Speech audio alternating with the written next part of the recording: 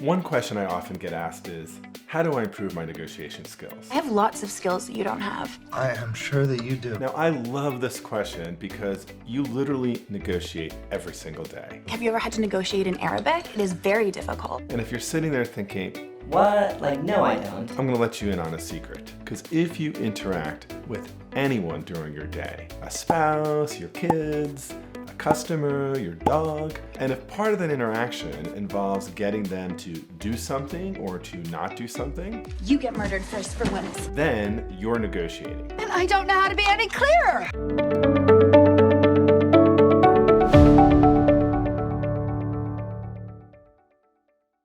I'm Bob Bordone, a senior fellow at Harvard Law School, the founder and former director of Harvard Law School's Negotiation and Mediation Clinical Program, and the co-founder and principal of the Cambridge Negotiation Institute. In this video, I'll teach you the 5 most important things to consider when preparing for negotiation and trying to improve your negotiation skills. Oh, yay, David! First, we'll talk about how to prepare in advance. Second, know the why behind your what. Third, consider what's important to them. Fourth, learn to think out of the box. And finally, cultivate a skill of deep listening. Hey, listen, David. You listen.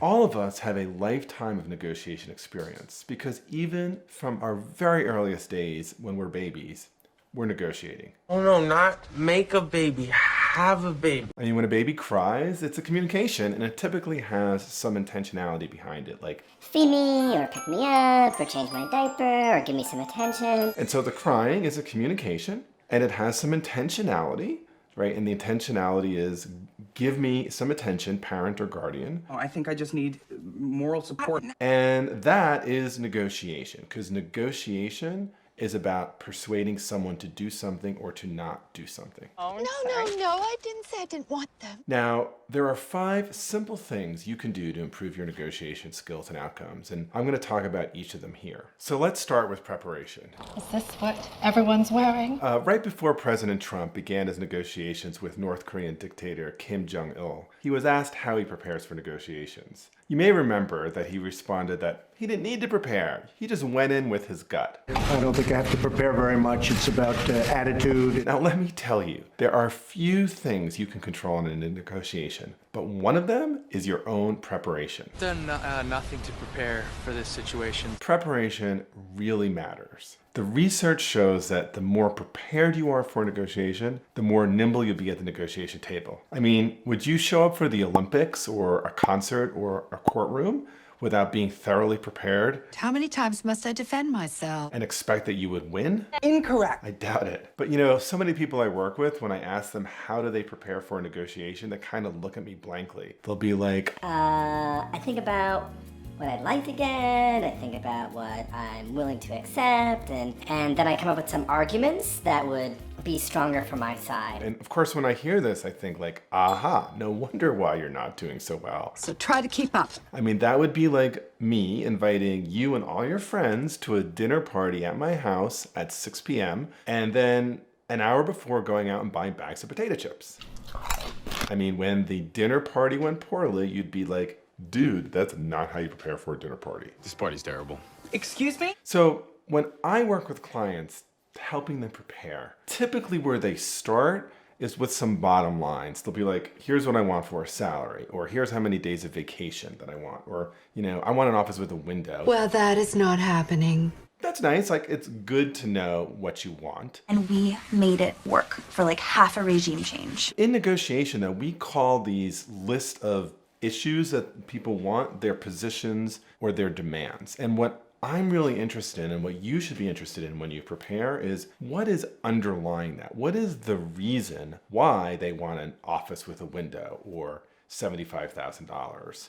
Of course I do. Because when we get from the positions to the underlying interests, that is going to create some space for us down the road to be more creative. I cannot show you everything. Now, secondly, you want to really spend some time thinking about what does the world look like from the other side? What do they want? I can't tell you how many times I'm working with someone and I ask them that question, like, what does the other side in this negotiation want? And my client will get mad. They'll be like, I don't care what they want, that's their problem. or maybe they'll say like, I'll tell you what they want. They want to pay me as little as possible. Now, first thing I want to say is in negotiation, you really do need to care about what the other side wants because you are in a negotiation with them. And if you're going to reach an agreement, both of you have to have something that you want. Okay, well, can you show me one thing?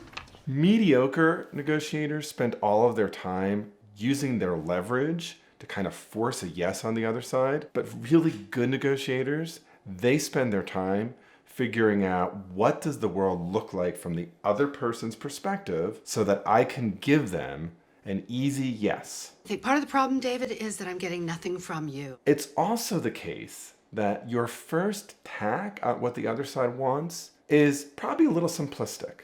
But it was also wrong. So I'll ask you to think about what do you think the other side wants, but then really think about the whys behind that. Because once we have a list of all of the interests that you have, not the demands, but the whys, and all of the interests that they have, not the demands, but the whys, that gives us a chance to use them to really think creatively out of the box. And that's our next really important point in negotiation. Look at the list of interests and say, how many creative ideas could we come up with that would actually meet these underlying concerns or interests? Unless you have some special excuse. Now, you might be thinking, am I going to really do all of those things? And of course, the answer is no, but it's really possible that you'll do some of them. So let me give you an example of why really getting at these underlying interests or whys makes a difference. Some years ago, I was working with two clients in a mediation, and they were trying to figure out when to sell a vacation home owned by their parents after their parents passed away. Both siblings agreed that they wanted to have at least one more summer in this vacation home after their parents passed. One sibling, though, was like, I want to sell this property the year after that first year. So essentially 1 year in. The other sibling was like, no. We need to hold on to it for 5 years.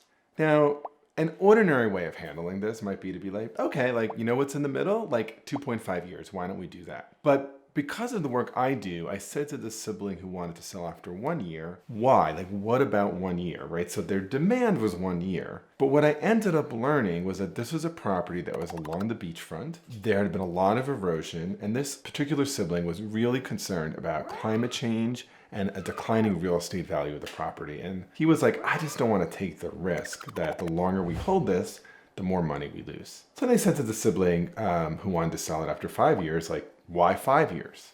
She burst into tears.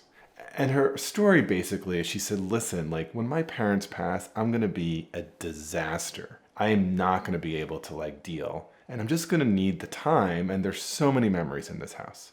So when I heard that, right, what I realized is there's all sorts of creative outcomes here that aren't about splitting the difference. So what we actually ended up with was an agreement that at the end of year 1, they would get an independent assessment of the property value. And then when the property was sold in year 5, if the value had gone up, they would simply split the proceeds. But if the value had gone down, then the sibling that wanted to retain would pay the loss to the sibling that wanted to sell in year 1. So as you can see here, by really going beyond just bottom lines and looking at interests, we were able to kind of think out of the box and come up with an outcome where no one had to make any concessions. Next important point here is listening. So this is the stealth weapon of great negotiators. And my rule here is that you want to listen at least as much as you talk. So instead of when you hear something you don't like in a negotiation, fighting back or telling them no, I'm gonna slap you in the face. ask questions like, help me understand. Why? Say more about. The more talking the other side is doing, the better it is for you. Why? Because the more you learn about what is yesable and important to them, the easier it is to craft outcomes that are good for them. So to review, first, prepare for negotiation. Second, when you're preparing, Know the whys behind your whats. Third, consider their world. What's yesable to them? What's important to them? Fourth, think as creatively as you possibly can. And fifth, cultivate a skill of deep listening and curiosity. So if you want to learn more about how to negotiate, please visit my website, www.bobbordone.com, or go to the Cambridge Negotiation Institute, where I offer all sorts of skills workshops on how to improve as a negotiator. Good riddance is what they said. Who said that, sweetheart? I don't know. Also, click on the next video to keep watching and learning.